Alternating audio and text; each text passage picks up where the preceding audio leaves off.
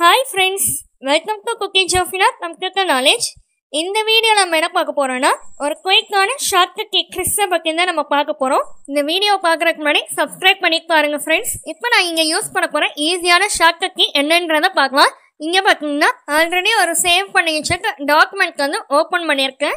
இப்போ இங்க டாக்குமெண்ட் வந்து ஓபன் பண்ணிருக்கல அதோட நேம் வந்து என்ன இருக்குது மேல வந்து ஜோஃபின் இருக்குது. வேற இடத்துல வந்து லொகேஷன் ஃபைல் நேம் எல்லாத்தையும் வந்து சேஞ்ச் பண்ணி எப்படி வந்து காப்பி பண்ணலாம் அப்படின்றதான் இந்த வீடியோல நம்ம பார்க்க போறோம். இதுக்கு வந்து ஃபர்ஸ்ட் வந்து ஆல்ரெடி வந்து ஜோஃபின்ற நேம்ல வந்து இந்த ஃபைல் வந்து சேவ் ஆயிருக்கு. இப்போ கீபோர்ட்ல F12 பட்டனை வந்து கிளிக் பண்ணிக்கோங்க. கிளிக் பண்ணிக்கோனே சேவ் அஸ் டயலாக் பாக்ஸ் வந்து ஓப்பன் ஆயிடும். இப்போ இது ஆல்ரெடி எந்த லொகேஷன்ல வந்து சேவ் ஆயிருக்குன்னு பாத்தீங்கன்னா மை கம்ப்யூட்டர்ல D டிரைவ்ல வந்து இந்த ஃபைல் வந்து சேவ் ஆயிருக்கு. இப்போ நான் ஒரு எக்ஸாம்பிளுக்கு E டிரைவ்ல வந்து நான் சேவ் பண்ண போறேன். ஸோ அதுக்கான லொகேஷனை வந்து நான் இப்போ சேஞ்ச் பண்ணிக்கிறேன். மை கம்ப்யூட்டர்ல E டிரைவை வந்து நான் செலக்ட் பண்ணிக்கிறேன். செலக்ட் பண்ணிக்க இப்போ நெக்ஸ்ட் என்ன சேஞ்ச் பண்ணணும்னு பார்த்தீங்கன்னா ஃபைல் நேம் வந்து சேஞ்ச் பண்ணிக்கணும். ஃபைல் நேம் வந்து ஆல்ரெடி என்ன சேவ் பண்ணி வச்சோம் ஜோஃபின் நான் வந்து சேவ் பண்ணி வச்சேன். இப்போ அதை ஃபுல்லாக வந்து டெலிட் பண்ணிட்டு மை சேனல் லோகோ நம்ம சேனலுடைய லோகோ வந்து அங்கே வந்து நான் இங்கே டிஸ்பிளே பண்ணியிருக்கேன். ஸோ அதே வந்து நான் ஃபைல் நேமாக வந்து இங்கே வந்து டைப் பண்ணிக்கிறேன். மை சேனல் லோகோன்னு உங்களுக்கு எந்த நேம் வந்து கொடுக்கணும்னு விருப்பப்படுறீங்களோ அந்த நேமை வந்து டைப் பண்ணிக்கோங்க.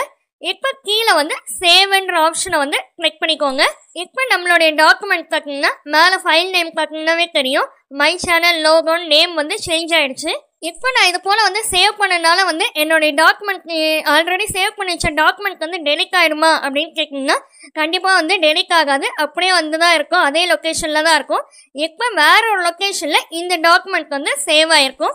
அதே போல் கீபோர்டில் கண்ட்ரோல் ஓ கொடுத்தீங்கன்னா ஓப்பன் பண்ணலாம். ஓப்பன் டயலாக் பாக்ஸ் வந்து அங்கே வந்து டிஸ்பிளே ஆகும். அதில் மை கம்ப்யூட்டரில் D டிரைவில் செலக்ட் பண்ணிங்கன்னா ஜோஃபின் அந்த ஃபைலும் இருக்குது. இப்போ E டிரைவ் வந்து செலக்ட் பண்ணிங்கன்னா மை சேனல் லோகோன்னு இந்த ஃபைலும் வந்து நமக்கு வந்து டிஸ்பிளே ஆகுது. நமக்கு ரெண்டு ஃபைலுமே வந்து சேவ் ஆயிருக்கும். பட் என்னன்னா அது D டிரைவ்ல வந்து சேவ் ஆயிருக்கு, இது E டிரைவ்ல வந்து சேவ் ஆகி காப்பி பண்ணி அப்படியே வந்து சேவ் பண்ணியிருக்கோம். ஓகே ஃப்ரெண்ட்ஸ், இந்த வீடியோ பிடிச்சிருந்துச்சுன்னா லைக் பண்ணிக்கோங்க, உங்கள் ஃப்ரெண்ட்ஸ்க்கும் ஷேர் பண்ணிக்கோங்க, சப்ஸ்கிரைப் பண்ணிக்கோங்க. தேங்க்யூ ஃபார் வாட்சிங். Have a nice day.